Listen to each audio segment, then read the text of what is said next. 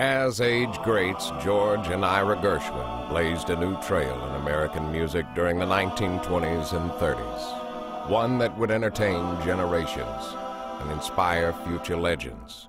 One of those legends is Brian Wilson. 10 years after George Gershwin passed away, a young Brian Wilson hears Rhapsody in Blue for the first time. It is a moment that will impact the rest of his life. Along with the Beach Boys, Brian Wilson's music would deliver a soundtrack for the 60s and define the California dream. Eventually, Brian Wilson's compositions would push rock and roll into a new age, carrying on a legacy similar to that of the Gershwins by creating iconic music that will live on for generations to come. In 2010, at a recording studio in Hollywood, California, legendary American songwriters, the Gershwins, and Brian Wilson are brought together in a major music event as Disney Pearl presents Brian Wilson Reimagines Gershwin. My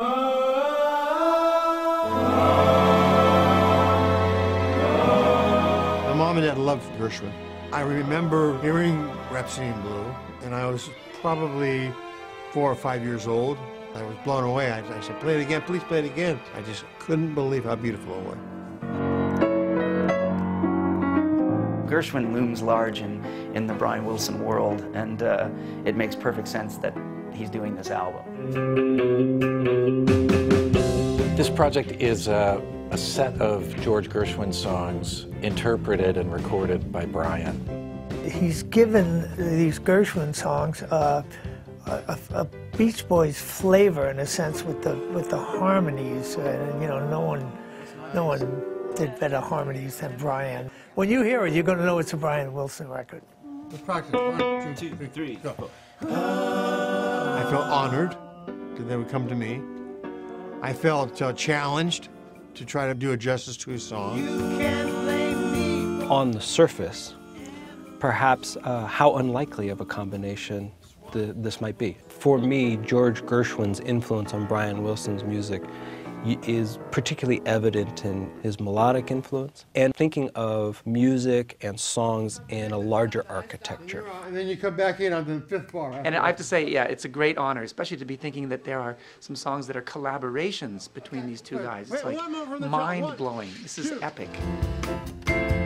I was asked to find 2 songs out of 114 unfinished songs that George wrote, and those 2 songs became the 2 original songs on the album. This is the first time that someone's taken one of these unfinished melodies and expanded it in this way to create a whole new song. George and Ira's music adapted to different styles, at the same time made it uniquely their own. And in Brian, we found just the absolutely perfect fit. Every song on the album is unlike any version I've ever heard before. The way you smile just means the way you sing off key, the way you sing off key, the way you haunt my dreams, the way you haunt my dreams.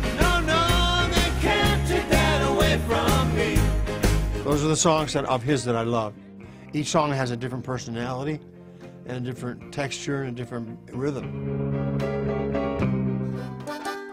I squared it away till it sounded like Brian Wilson and Gershwin together. Sounds very good. It was right together. It came together perfectly.